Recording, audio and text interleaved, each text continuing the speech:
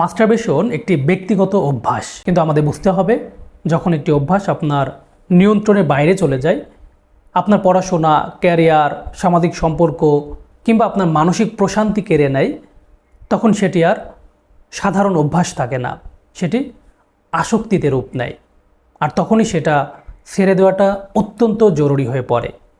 অনেকে আমাকে মেসেজ করেছেন যে ডাক্তার সাহেব, আমি এটা ছাড়তে চাই কিন্তু ছাড়তে পারছি না। আপনি কেন পারছেন না? কারণ এটি আপনার চারিত্রিক দুর্বলতা নয়, এর পিছনে রয়েছে আপনার মস্তিষ্কের নিউরোসায়েন্স। আমাদের মস্তিষ্ক ডোপামিন নামক একটি হরমোনের জালে আটকে যায়। আজ আমি আপনাদের কোনো উপদেশ নয়, বরং 7টি সায়েন্টিফিক বা বিজ্ঞানভিত্তিক পদ্ধতি বলবো, যা আপনার মস্তিষ্ককে পুনরায় প্রোগ্রাম করতে সাহায্য করবে। ভিডিওটি হয়তো একটু লং হয়ে যাবে, তবে একটু ধৈর্য ধরে শেষ পর্যন্ত দেখতে থাকুন, আশা করি অনেক উপকৃত হবেন। তো আমাদের তালিকার প্রথম পদ্ধতিটা হচ্ছে ডোপামিন ডিটক্স। এটি সবচেয়ে কার্যকর পদ্ধতিগুলোর মধ্যে একটি।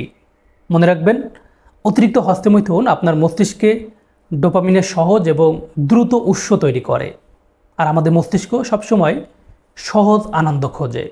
তো এই হস্তমৈথুন হলো ডোপামিনের একটি সস্তা এবং তাৎক্ষণিক উৎস। যখন আপনি বারবার পর্নোগ্রাফি বা হস্তমৈথুনের মাধ্যমে উচ্চমাত্রার ডোপামিন রিলিজ করেন, তখন আপনার ব্রেনের রিওয়ার্ড সার্কিট হাইজ্যাক হয়ে যায়। এর ফলে আপনার সাধারণ কাজ যেমন বই পড়া, কাজ করা বা প্রকৃতি উপভোগ করা, আপনার কাছে এগুলো তখন অনেক বিরক্তিকর মনে হয়। তাই প্রথমে আপনাকে একটি ডোপামিন ডিটক্স শুরু করতে হবে। এর মানে হলো কেবল হস্তমৈথুনে নয়, বরং আপনার কৃত্রিম ডোপামিন উৎসগুলো, যেমন ঘন্টার পর ঘন্টা সোশ্যাল মিডিয়া স্ক্রলিং করা, অতিরিক্ত ফাস্টফুড খাওয়া এবং ভিডিও গেম, এগুলো আপনাকে কমিয়ে আনতে হবে। যখন আপনি এই সস্তা আনন্দগুলো বন্ধ করবেন, তখন আপনার মস্তিষ্ক ধীরে ধীরে স্বাভাবিক অবস্থায় ফিরবে এবং আপনি তখন ছোট ছোট কাজেও কিন্তু মনোযোগ ফিরে পাবেন। তারপর পদ্ধতি নম্বর 2, ট্রিগার চিহ্নিত করা এবং এনভায়রনমেন্ট ডিজাইন করা। ইচ্ছা কিন্তু হুট করে আকাশ থেকে পড়ে না, এর পিছনে কাজ করে কিছু ট্রিগার। আমাদের মস্তিষ্ক সাধারণত প্যাটার্ন বা নকশা পছন্দ করে। আপনার হয়তো অভ্যাস হয়ে গেছে যে রাতে বিছানায় ফোন নিয়ে গেলেই আপনার ইচ্ছা জাগে, অথবা বাথরুমে ফোন নিয়ে গেলে আপনার ট্রিগার কাজ করে। এগুলোকে বলা হয় কনটেক্সচুয়াল ট্রিগার্স। তো আপনার করণীয় হলো একটি ডায়েরি নেবেন। গত কয়েকবার যখন আপনি এই কাজটি করেছেন, তখন আপনার পরিস্থিতি কী ছিল? আপনি কি একা ছিলেন? আপনি কি বিষণ্ণ ছিলেন? নাকি ল্যাপটপ বা স্মার্টফোন আপনার হাতে ছিল? যদি রাতে ট্রিগার হয়, তবে ঘুমানোর 1 ঘন্টা আগে ফোন অন্য কোনো রুমে রেখে দিবেন। যদি বাথরুমে ট্রিগার হয়, তবে সেখানে ফোন নেওয়া একদম কঠোরভাবে নিষিদ্ধ করবেন।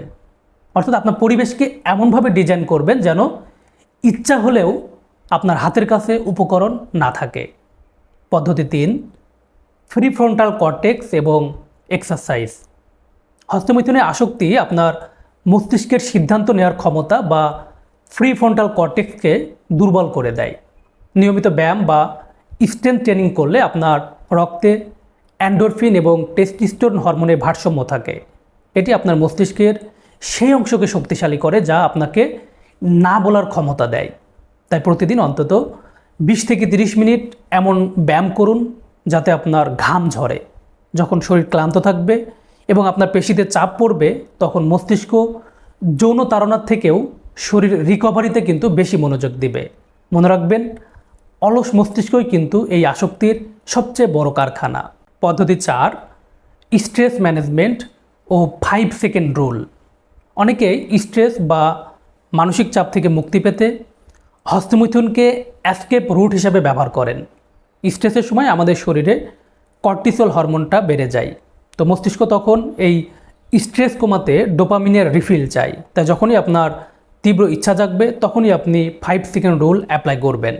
অর্থাৎ 5, 4, 3, 2, 1 এভাবে আপনি গুনুন এবং সাথে সাথে আপনার জায়গা পরিবর্তন করে ফেলুন। এই 5 সেকেন্ডের কাউন্টডাউন আপনার মস্তিষ্কের ফ্রি ফ্রন্টাল কর্টেক্সকে সজাগ করে তুলবে এবং অটোমেটিক এই অভ্যাসকে বাধা দিবে। এছাড়া আপনি ডিপ ব্রিদিং এক্সারসাইজ এটা আপনি করতে পারেন। এটি আপনার স্নায়ুতন্ত্রকে শান্ত করবে এবং দ্রুত ডোপামিনের চাহিদাটাকে কমিয়ে দিবে।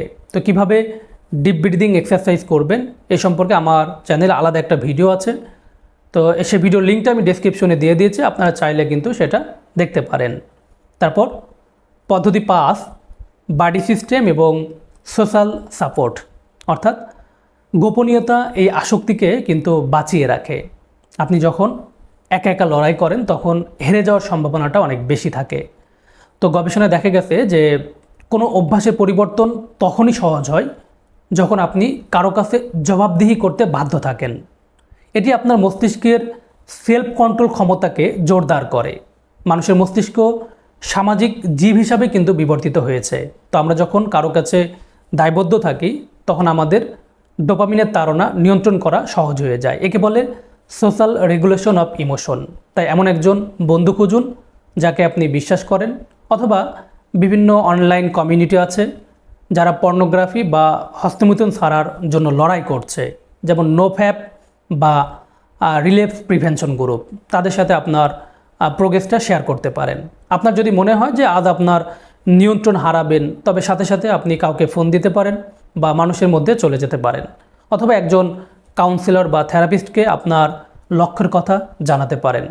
তাদের সাথে মাঝে মাঝে আপনি কথা বলতে পারেন এবং নিজের অগ্রগতির বিষয়টা তাদের কাছে আপনি জবাবদিহি করুন। এতে আপনার প্রতিজ্ঞা আরও শক্তিশালী হবে।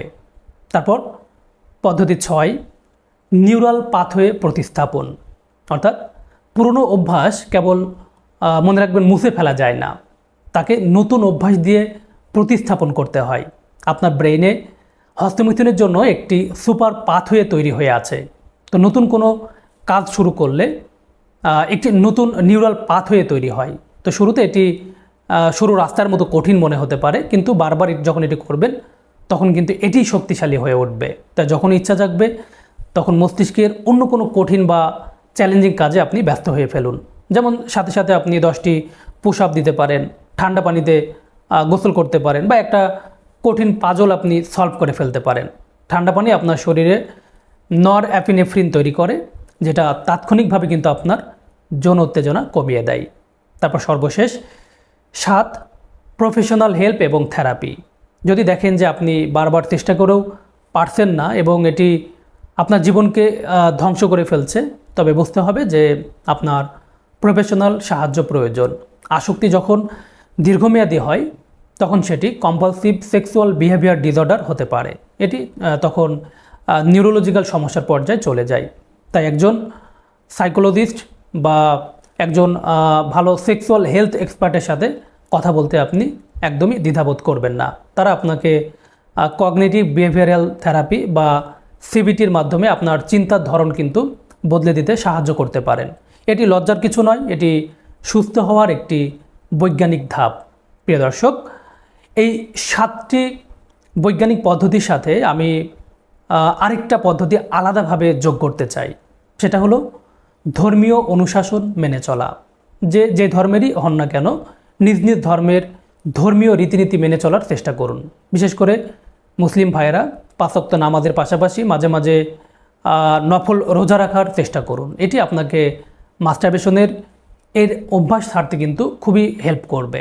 প্রিয় দর্শক, মনে রাখবেন পরিবর্তন কিন্তু রাতারাতি আসে না। আপনি যদি হয়তো 1 সপ্তাহ পর আবার ভুল করে ফেলতে পারেন, কিন্তু তার মানে এই নয় যে আপনি ব্যর্থতা মানে হলো চেষ্টা ছেড়ে দেওয়া। তাই মনে রাখবেন, আপনি আপনার অভ্যাসের দাস নয়, আপনি আপনার ভাগ্যের নির্মাতা।